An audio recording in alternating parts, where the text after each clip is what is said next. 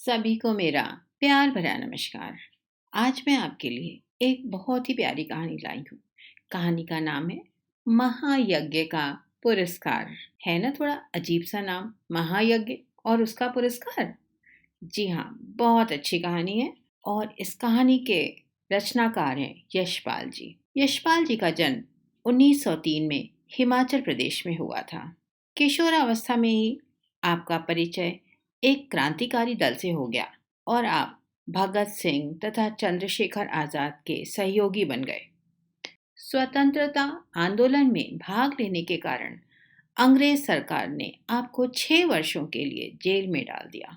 Jail से छूटने के बाद साहित्य सेवा में जुट गए और साहित्य में आपने बहुत नाम कमाया। आपकी भाषा बहुत ही व्यावहारिक और सहज थी, जिसमें बोलचाल के शब्दों का बहुत साधारण ढंग से प्रयोग किया गया था। आपकी शैली बहुत ही सुबोध और सरल रही है। आपकी विशेष रचनाओं में पिंजरे की उड़ान, वो दुनिया, ज्ञानदान, चिंगारी, झूठा सच, दादा, कामरेड, देशद्रोही आदि अपना विशेष स्थान रखते हैं। साहित्य में इन रचनाओं ने अपना एक विशेष स्थान बनाया है और इन रचनाओं के माध्यम से यशपाल जी ने साहित्य में अपना बहुत नाम कमाया है। तो चलिए शुरू करते हैं महायज्ञ का पुरस्कार। मगर उससे पहले एक बहुत इम्पोर्टेंट बात, पूरी कहानी को देखिएगा, पूरा वीडियो देखिएगा और ध्यान से सुनिएगा, क्योंकि बीच बीच में जो भी कठिन शब्द हैं मैं उनको समझाऊंगी और 1 मार्क आंसर्स भी आपको बताने का प्रयास करूंगी। ये आपके लिए 1 mark questions, fill in the blanks, true false सबके काम आएंगे। तो ज़रा ध्यान से देखिएगा। और एक और इम्पॉर्टेंट बात, अगर आपको समझ में आ जाए तो सब्सक्राइब करिएगा और अगर अच्छी लगे तो अपने दोस्तों के साथ ज़रूर शेयर करिएगा। तो चलिए शुरू करते हैं महायज्ञ का पुरस्कार। उसके पहले इस कहानी के बारे में थोड़ा सा बताना चाहूँगी। ये कहानी हमें क्या बताना चाहती है? इस कहानी के माध्यम से यशपाल जी हम सबको निस्वार्थ भाव से सेवा करने की प्रेरणा देते हैं। तो आप थोड़ा थोड़ा तो हिंट आप सबको मिल गया। चलिए आप कहानी शुरू करते हैं। महायज्ञ का पुरस्कार। महायज्ञ का पुरस्कार एक ऐसी कहानी है जिसमें एक धनाढ्य सेठ के बारे में बताया गया है। मगर वो धनाढ्य साथ ही बहुत ही विनम्र और उदार भी हैं। धर्मपरायण, इतने कि कोई भी साधु संत उनके द्वार से कभी भी निराश नहीं लौटता। भरपेट भोजन पाता, दान दक्षिणा पाता, भंडारे का द्वार सबके लिए हमेशा खुला रहता था। जो हाथ पसारे वही पाए। सेठ ने बहुत से यज्ञ किए थे, दान में न जाने कितना धन कमाया और कितना धन दीन दुखियों में बांटा था। पर एक कहावत तो आप सबने सुनी होगी, सब दिन होत न एक समान। अचानक ही दिन बदल गए और सेठ जी को गरीबी का मुंह देखना पड़ा। जब तक पैसा होता है सब अपने होते हैं, जहाँ पैसा खत्म वहाँ सारे रिश्ते नाते खत्म, सारी दोस्ती यारी खत्म। यहाँ भी कुछ ऐसा ही हुआ। संगी साथियों ने मुंह फेर लिया। वक्त कुछ ऐसा आ गया था कि सेठ और सेठानी भूखों मरने लगे। उन दिनों बहुत तरह की प्रथाएं हुआ करती थीं। आपने सुना होगा सती प्रथा के बारे में, बाल विवाह के बारे में। एक प्रथा और भी होती थी, यज्ञों के फल का क्रय विक्रय, यानी कि बाटर सिस्टम। वो आपने हिस्ट्री में बहुत पढ़ा होगा कि जो मेरे पास है मैंने आपको दिया और जो आपके पास है वो आपने मुझे दिया। एक बाटर सिस्टम इस तरह का होता था। एक बाटर सिस्टम ऐसा भी होता था कि हमारे पास जो है हमने आपको दिया, मगर मुझे पैसे की आवश्यकता है तो आपने मुझे पैसा दिया। दूसरे शब्दों में कहें तो हमने अपनी चीज को बेच दिया। यहाँ पर यज्ञों के फल के क्रय विक्रय की बात हो रही है, यानी कि यज्ञ करने से जो भी हमें फल मिलता था उसे बेच दिया जाता था। यानी कि जो भी हमें पुण्य मिला वो हमने बेच दिया और उसके बदले में हमने कुछ धन प्राप्त किया। यहाँ पर सेठ जी भी अपने किए गए यज्ञों को बेचने आए थे। छोटा बड़ा जैसा भी यज्ञ होता था और उसी के अनुसार उन्हें पैसे मिलते थे। जब बहुत तंगी हो गई थी तो सेठानी ने एक दिन कहा, ऐसा करो, एक यज्ञ ही बेच डालो। बहुत मुश्किल काम है मगर कोई रास्ता नहीं सूझता। इसलिए सेठानी सेठ को यही मशवरा देती हैं, यही सलाह देती हैं। ये बात सुनकर पहले तो सेठ जी बहुत ही क्रोधित हो जाते हैं। ऐसा भी कहीं होता है कोई अपने पुण्य बेचता है? बट इतनी ज्यादा तंगी, इतनी ज्यादा परेशानी, थोड़ी देर के लिए सेठ जी भी सोचते रह जाते हैं और फिर बेचने के लिए तैयार हो जाते हैं। मगर बेचा किसको जाए, ये भी एक सवाल होता है। सेठ के गांव से 10-12 कोस की दूरी पर कुंदनपुर नाम का एक नगर था। उसमें एक बहुत बड़े सेठ रहते थे। लोग उन्हें धन्ना सेठ कहते थे, यानी कि बहुत ही धनाढ्य। मगर इसके साथ ही एक अफवाह भी थी कि उनकी सेठानी को कोई दैवीय शक्ति प्राप्त है, जिससे वह तीनों लोगों की बातें जान लेती हैं। यानी कि कुछ भगवान की कृपा है उन पर और वो तीनों लोगों की बातें जान जाती हैं। सेठ जी ने सोचा कि जब बेचना ही है तो किसी ऐसे इंसान को बेचते हैं। उनके पास धन की कोई कमी नहीं थी। मुसीबत के मारे विपदाग्रस्त सेठ जी ने उन्हीं को अपना एक यज्ञ बेचने का विचार किया। दूर का रास्ता था। सेठानी जी ने पड़ोसियों से बहुत मिन्नत करके थोड़ा सा आटा मांगा और सेठ जी के लिए 4 रोटियां बनाई और एक पोटली में बांध करके उन्हें दिया। मगर पहले के लोगों के विचार काफी दूर के होते थे। उन्होंने पानी लिया, लोटा लिया, साथ में एक रस्सी भी ली, क्योंकि पहले कुएं होते थे। पूरी योजना के साथ अपनी यात्रा शुरू करते हैं, अपना यज्ञ बेचने की यात्रा। सुबह तड़के ही सेठ जी कुंदनपुर की ओर चल देते हैं। काफी गर्मी के दिन थे। सेठ जी ने सोचा कि सूरज निकलने से पहले ही जितना रास्ता हो सके तय कर लेता हूँ, क्योंकि पहले तो पैदल ही चलना होता था ना। आज की तरह घोड़े गाड़ी, ट्रेन, कार नहीं हुआ करते थे। यही सोचकर सेठ जी खूब तेज तेज चल रहे थे। लेकिन आधा रास्ता पार करते करते तक सूर्य भगवान एकदम चमकने लगे। धूप इतनी तेज मानो धरती भी आग उगल रही हो। जमीन में पांव नहीं पड़ते थे। पसीने से लथपथ और अब तक भूख भी सताने लगी थी। सेठ जी ने सोचा, सामने एक वृक्षों का कुंज, एक बाग जैसा दिख रहा था।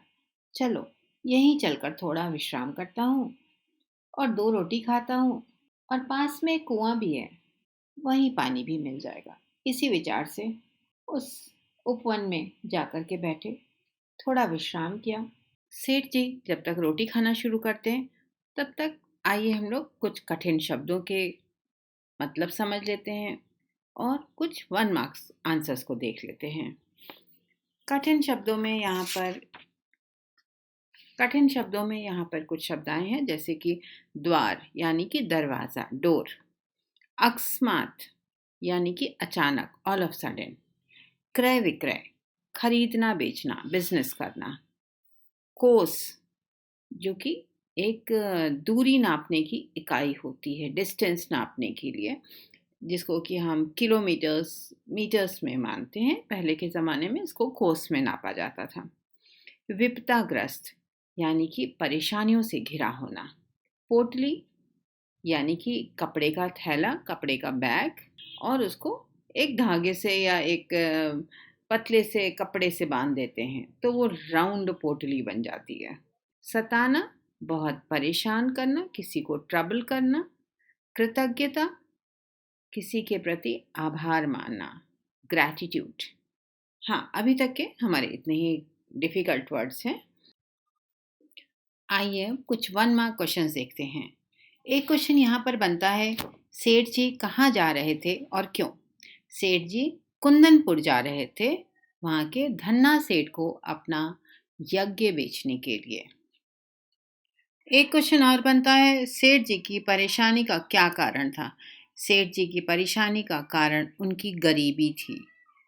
वो बहुत ही दयालु थे। उनके घर से कभी भी कोई खाली हाथ नहीं गया था। आज परिस्थिति बदल गई थी। खुद ही भोजन के लाले थे, इसलिए वो बहुत परेशान थे। एक क्वेश्चन और बनता है, सेठ जी ने अपनी परेशानी दूर करने का क्या रास्ता खोजा? सेठ जी ने अपनी परेशानी दूर करने के लिए अपना एक यज्ञ बेचने का निर्णय लिया। सेठ जी किसको और कहां पर अपना यज्ञ बेचने जा रहे थे? सेठ जी कुंदनपुर के धन्ना सेठ को अपना यज्ञ बेचने जा रहे थे। आइए कहानी आगे शुरू करते हैं और सेठ जी के साथ खाना खाने बैठते हैं। सेठ जी ने कुएं से पानी निकाला, हाथ पैर धोए और एक लोटा पानी लेकर पेड़ के नीचे आ बैठे। खाने के लिए जैसे ही पोटली खोली, बस रोटी का पहला निवाला तोड़ा ही था कि उन्हें सामने एक बहुत ही छटपटाता हुआ कुत्ता दिखाई पड़ता है। उसे देखकर ऐसा लग रहा था मानो कई दिन से उसने खाना ही नहीं खाया है। उसकी पेट और कमर जैसे आपस में चिपक ही गए थे। सेठ को रोटी खोलते देखकर वह बार बार बड़ी मुश्किल से गर्दन उठाता, मगर कमजोरी के कारण उसकी गर्दन जैसे गिर ही पड़ती थी। यह देखकर सेठ का हृदय दया से भर गया और सोचने लगे, लगता है बेचारे को कई दिन से खाना नहीं मिला है, तभी तो यह हालत हो गई है। सेठ जी ने एक रोटी उठाई और उसके छोटे छोटे टुकड़े किए और कुत्ते के सामने डाल दिया। कुत्ता बहुत भूखा था, चट से सारी रोटी खा गया। सेठ ने सोचा, एक रोटी इसे और दे दूं क्या, तो शायद इसके पास चलने फिरने की ताकत आ जाएगी। यह सोचकर सेठ जी ने एक रोटी और उठाई, उसके भी छोटे छोटे टुकड़े किए और उसे खिला दी। 2 रोटी खाने के बाद कुत्ते के शरीर में थोड़ी जान आ गई थी, थोड़ी शक्ति आ गई थी। वह खिसकता खिसकता धीरे धीरे सेठ जी के समीप आ गया। सेठ जी ने देखा कि अभी भी यह अच्छी तरह चल नहीं पा रहा है और आसपास कोई बस्ती भी नहीं है। आखिर ये जाएगा कहाँ? इसके शरीर में तो ताकत भी नहीं है। यही सोचकर सेठ जी ने एक रोटी उसे और दे दी, इस विचार से कि शायद अब वह अच्छी तरह चल फिर सकेगा। और सोचने लगे, मेरा क्या है, जैसे 2 खाई वैसे एक। सेठ ने तीसरी रोटी उठाई और कुत्ते को खिला दी। अब सिर्फ एक रोटी बची थी। उसे लेकर वह स्वयं खाने वाले ही थे कि सेठ जी ने देखा कुत्ते की आंखें अभी भी उनकी ओर जमी हुई हैं। उन आंखों में करुण याचना है। सेठ जी के गले से निवाला ना उतरा। अचानक सेठ जी के मुंह से निकला, हाय, बेचारा ना जाने कितने दिनों से भूखा है। उनके मन में आया, मेरा काम तो पानी से भी चल जाएगा। सेठ ने अधिक सोच विचार नहीं किया और अपनी आखिरी रोटी भी कुत्ते को खिला दी। दिया जले सेठ कुंदनपुर पहुंचे, यानी कि शाम होने वाली थी और उसी समय कुंदनपुर सेठ जी पहुंच गए। सेठ जी हवेली पर पहुंचे, धन्ना सेठ की हवेली पर। धन्ना सेठ ने जब सेठ जी को देखा, दौड़े दौड़े आए, उनका स्वागत किया और पूछा, कहो सेठ, कैसे आना हुआ? सेठ जी ने कहा, बड़े संकट में हूँ और एक यज्ञ आपके हाथ बेचने आया हूँ। इतने में धन्ना सेठ की पत्नी ने आकर सेठ को प्रणाम किया और बोली, सेठ जी, यज्ञ खरीदने के लिए तो हम तैयार हैं, खुशी खुशी तैयार हैं, पर आपको अपना महायज्ञ बेचना होगा। सेठ जी आश्चर्य से सेठानी की ओर देखते रहे और बोलते हैं, महायज्ञ? सेठानी ने कहा, हाँ, महायज्ञ, वही यज्ञ जो आज आपने किया है। धन्ना सेठ की पत्नी से यह शब्द सुनकर सेठ जी काफी आश्चर्यचकित हो गए और सोचने लगे, महायज्ञ? और आज उन्हें ऐसा लगा कि शायद उनके साथ ठिठोली की जा रही है, मजाक किया जा रहा है। बड़े विनम्र होके बोले, आप आज की कहती हैं? मैंने तो बरसों से कोई यज्ञ नहीं किया, मेरी स्थिति ही ऐसी नहीं है। धन्ना सेठ की पत्नी ने गंभीर भाव से कहा, नहीं सेठ जी, आज आपने भारी यज्ञ किया है, महायज्ञ किया है। क्या सोचते हैं सेठ जी, राजी हैं? धन्ना सेठ की पत्नी ने फिर से पूछा। सेठ ने खिन्न होकर कहा, बहुत दुखी मन से कहा, सेठानी जी हंसी ठिठोली ना करें, मेरा मजाक ना उड़ाएं, मुद्दे की बात करें। तब सेठानी ने समझाया, आज रास्ते में स्वयं कुछ न खाकर अपनी चारों रोटियां भूखे कुत्ते को खिला दी। यह महायज्ञ नहीं तो और क्या है? यज्ञ कमाने की इच्छा से धन दौलत लुटाकर किया गया यज्ञ सच्चा यज्ञ नहीं है। निस्वार्थ भाव से किया गया कर्म ही सच्चा यज्ञ महायज्ञ है। क्या आप इसे बेचने के लिए तैयार हैं? सेठ मानो आसमान से गिरे और खजूर पर अटके। भूखे को अन्न देना सभी का कर्तव्य है, उसमें यज्ञ जैसी बात कहाँ से आ गई? सेठ जी चुपचाप उठे, अपनी पोटली उठाई और हवेली से बाहर चले आए। मैंने आपको पहले भी बताया था, इस कहानी में हमारी कई प्रथाओं की बातें हैं। हमारी एक प्रथा पहले ऐसी भी थी कि पहली रोटी गाय को दी जाती थी और आखिरी रोटी कुत्ते को दी जाती थी। अब हम बहुत व्यस्त हो गए हैं, ऐसा नहीं कर पाते, मगर अपनी नानी दादी से पूछिएगा, हमेशा ऐसा होता था।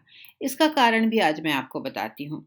कहते हैं गाय में सभी देवों का वास होता है, इसीलिए पहली रोटी गाय को और आखिरी रोटी कुत्ते को क्यों दी जाती है? उसके भी कई कारण हैं। कहते हैं जिनके ऊपर राहु केतु शनि की दशा होती है, वो लोग कुत्ते को अगर चुपड़ी रोटी खिलाते हैं, घी से चुपड़ी रोटी, तो उनके ग्रह शांत हो जाते हैं। तो आप भी कोशिश करिएगा, कम से कम पहली रोटी गाय के नाम की। चलिए आगे कहानी देखते हैं। सेठ जी चुपचाप कुंदनपुर की धर्मशाला के चबूतरे पर भूखे पेट बैठे रहे। बड़ी मुश्किल से रात बिताई, पांव फटते ही अपने गांव की ओर चल दिए। शाम होते होते अपने घर पहुंचे। सेठानी जी बड़ी आशा लगाए, बड़ी उम्मीद से सेठ जी का इंतजार कर रही थी, मगर सेठ को खाली हाथ देखकर जैसे वो कांप ही गईं और बहुत निराश हो गई थी। सेठ ने सारी कथा सेठानी को सुनाई। सुनकर सेठानी की सारी वेदना जाने कहाँ विलीन हो गई, मगर मन ही मन बहुत ही खुश हुई और अपने पति पर बड़ा गर्व भी हुआ और सोचने लगी, इतनी विपत्ति होने के बाद भी सेठ ने अपना धर्म नहीं छोड़ा। धन्य है ऐसे पति। सेठ के चरणों की रज मस्तक पर लगाते हुए बोलती हैं, धीरज रखें, भगवान सब भला करेंगे। ये भी हमारी परंपरा है, ये भी हमारी प्रथा है कि हम कितनी भी मुश्किल में हैं, हम भगवान पर बहुत विश्वास करते हैं, वो हमारी नैया जरूर पार लगाते हैं। आगे देखते हैं। रात को अंधकार फैलता जा रहा था। सेठानी ने उठकर दिया जलाने के लिए दलान में आई, मगर रास्ते में किसी चीज से टकरा जाती हैं, गिरते गिरते बचती हैं। दिया जलाकर नीचे की ओर निगाह डालती हैं तो देखती हैं दहलीज के सहारे एक पत्थर अपने आप ही ऊंचा हो गया है और उसके बीच में एक कुंडा भी लगा है। इसी कुंडे से तो उन्हें ठोकर लगी थी, मगर तभी वो सोचने लगती हैं, शाम तक तो यहाँ ऐसा कुछ भी नहीं था, अचानक ये क्या हो गया? फिर सेठ को बुलाकर कहती हैं, जरा देखो यह पत्थर यहाँ कैसे अपने आप ऊंचा उठ गया? दिए की टिमटिमाती रोशनी में उन्होंने ध्यान पूर्वक देखा। दोनों ने ही, सेठ ने और सेठानी ने। तो उन्हें पता चला कि यह किसी चीज का ढक्कन जैसा लगता है। आखिर माजरा क्या है? आखिर ये हो क्या रहा है? सेठ ने कुंदे को पकड़कर खींचा तो पत्थर उठ गया और अंदर जाने के लिए एक सीढ़ी दिखाई पड़ने लगी। सावधानी से सेठ और सेठानी धीरे धीरे दिए की रोशनी के सहारे नीचे उतरने लगे। थोड़ा डर भी लग रहा था, मन भी घबरा रहा था, साथ में बहुत सारी उत्सुकता भी थी, क्योंकि अभी तक उन्होंने अपने घर में ऐसी सीढ़ियां नहीं देखी थी। नीचे उतरते उतरते अचानक ही उन्हें इतना प्रकाश दिखाई पड़ता है कि आंखें चौंधियाने लगती हैं। सेठ जी ने देखा, वह एक विशाल तहखाना है और जवाहरातों से जगमगा रहा था। तहखाने का मतलब होता है अंडरग्राउंड स्टोरेज। देव की इस माया के रहस्य को उनकी समझ में नहीं आया। दोनों निस्तब्ध खड़े रहे, एकदम स्टैचू की तरह दोनों ही खड़े थे। तभी कहीं अचानक से आवाज आती है और बहुत स्पष्ट स्वरों में उन्हें सुनाई देता है, अरे ओ सेठ, स्वयं भूखे रहकर अपना कर्तव्य मानकर प्रसन्नचित्त तुमने उस मरणासन कुत्ते को 4 रोटियां खिलाकर उसकी जान बचाई। यह उसी महायज्ञ का पुरस्कार है। सेठ और सेठानी इस दिव्य वार्निंग को सुनकर धन्य हो गए। वहीं धरती पर माथा टेककर उन दोनों ने भगवान के चरणों में प्रणाम किया। तो है ना बहुत ही इंटरेस्टिंग कहानी, बहुत ही मज़ेदार कहानी। आइए अब इसके थोड़े से कठिन शब्दों को और 1 मार्क क्वेश्चंस को देखते हैं। इसके कठिन शब्द कुछ इस तरह से हैं। मूक यानी कि गूंगा, जो बोल नहीं सकता है। प्रणाम, नमस्कार, अभिवादन, जैसे हमारे घर कोई गेस्ट आता है हम किस तरह से उसका स्वागत करते हैं। विस्मित, विमूढ़ मीन्स एकदम हैरान, परेशान। निस्वार्थ, बिना किसी स्वार्थ के, बिना किसी सेल्फिश मोटिव के। अन्न देना मीन्स भोजन देना, खाना देना। कर्तव्य, ड्यूटी, फर्ज। आद्योपात, शुरू से अंत तक, फ्रॉम स्टार्टिंग टू एंडिंग। वेदना, दुख, तकलीफ, बहुत ही कष्ट, पेन। उल्लासित, उत्साहित, वेरी एक्साइटेड। विपत्ति, कठिन समय, प्रॉब्लम। अंधकार, अंधेरा, डार्कनेस।